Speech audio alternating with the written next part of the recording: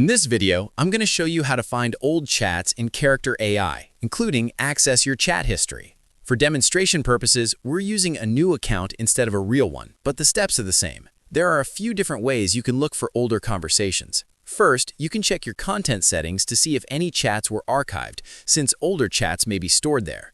If you don't find what you're looking for, you can go directly to the specific chat you want to review. Select that chat, then tap on the characters icon next to the conversation or use the option in the top right corner, which leads to the same place.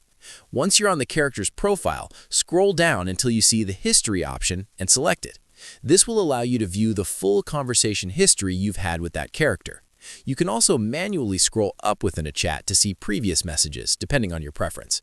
Hopefully, this video helps you find your old chats in Character AI. If you found this helpful, don't forget to like the video and subscribe for more helpful content like this. Thanks for watching, and I'll see you in the next one.